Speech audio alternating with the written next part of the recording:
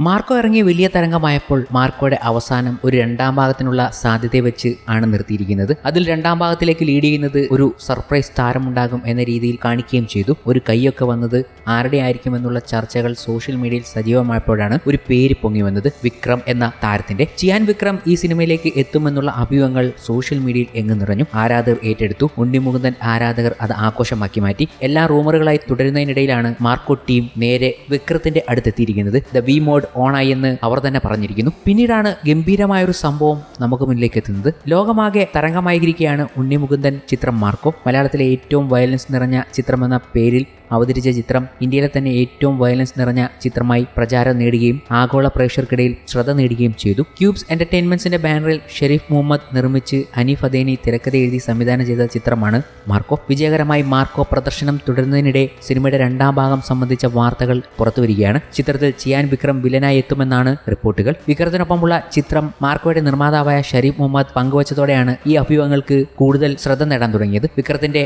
മകനും നടനുമായ ധ്രുവ് വിക്രവും ഈ കൂടിക്കാഴ്ച ഉണ്ടായിരുന്നു. ഇപ്പോഴിതാ മലയാളം കണ്ടതിൽ ഏറ്റവും വലിയ ബജറ്റിൽ ഒരുങ്ങുന്ന ചിത്രമായിരിക്കും മാർക്കോ എന്ന സൂചന നൽകിക്കൊണ്ട് മറ്റൊരു ചിത്രം ഇൻസ്റ്റാഗ്രാമിൽ പങ്കുവച്ചിരിക്കുകയാണ് ശ്രീ ഗോകുലം മൂവീസ്. ഉണ്ണിയും ചിയാൻ വിക്രമും ഒപ്പം ശ്രീ ഗോകുലം മൂവീസിന്റെ SR കൃഷ്ണമൂർത്തിയും നിൽക്കുന്ന ചിത്രമാണിത്. മുൻപ് ഷെരീഫ് മുഹമ്മദ് പങ്കുവച്ച ചിത്രത്തിലെ അതേ വേഷത്തിലാണ് വിക്രം. പശ്ചാത്തലവും അതുതന്നെ. വിക്രവുമായുള്ള കൂടിക്കാഴ്ചയിൽ ഷെരീഫ് മുഹമ്മദിനൊപ്പം ധ്രുവ് വിക്രവും ഉണ്ണി മുകുന്ദനും SR കൃഷ്ണമൂർത്തിയും ഉണ്ടായിരുന്നുവെന്ന് ഇത് വ്യക്തമാക്കുന്നു. മാർക്കോയുടെ അടുത്ത ഭാഗം ക്യൂബ്സ് എന്റർടൈൻമെന്റ്സും ശ്രീ ഗോകുലം മൂവീസും ചേർന്ന് നിർമ്മിക്കാൻ ഇടയുണ്ടെന്ന സൂചനയാണ് ഇത് നൽകുന്നത്. അങ്ങനെയെങ്കിൽ കൂടുതൽ വലിയ ബജറ്റിലാകാം മാർക്കോയുടെ അടുത്ത ഭാഗം ഒരുങ്ങുക. എന്നാൽ ഇതിൽ സ്ഥിരീകരണമില്ല. ഉണ്ണിയെയും വിക്രമിനെയും പ്രധാന കഥാപാത്രങ്ങളാക്കി ശ്രീ ഗോകുലം മൂവീസ് നിർമ്മിക്കുന്ന മറ്റൊരു സിനിമയെന്ന സാധ്യതയും തള്ളിക്കളയാനാവില്ല. മാർക്കോയുടെ അടുത്ത ഭാഗവുമായി ബന്ധപ്പെട്ട പ്രഖ്യാപനങ്ങൾ ഒന്നും ഔദ്യോഗികമായി ഉണ്ടായിട്ടില്ലെങ്കിലും അടുത്ത ചിത്രത്തിനുള്ള സൂചന നൽകിക്കൊണ്ടാണ് ആദ്യ ഭാഗം അവസാനിക്കുന്നത്. എന്തായാലും ഒരു high octane action packed crime ഡ്രാമയായി തിയേറ്ററുകളിൽ കീഴടക്കി മാർക്കോ മുന്നേറുകയാണ്. ബാഹുബലിക്ക് ശേഷം കൊറിയയിൽ റിലീസ് ചെയ്യുന്ന ആദ്യ ദക്ഷിണേന്ത്യൻ ചിത്രമെന്ന നേട്ടവും ചിത്രം നേടിക്കഴിഞ്ഞു. ഏപ്രിലാണ് സിനിമയുടെ കൊറിയൻ റിലീസ്. 100ഓളം തിയേറ്ററിലാണ് ചിത്രം കൊറിയയിൽ എത്തുന്നത്. ഉണ്ണി മുകുന്ദനോടൊപ്പം സിദ്ദിഖ്, ജഗദീഷ്, ഹൻസൻ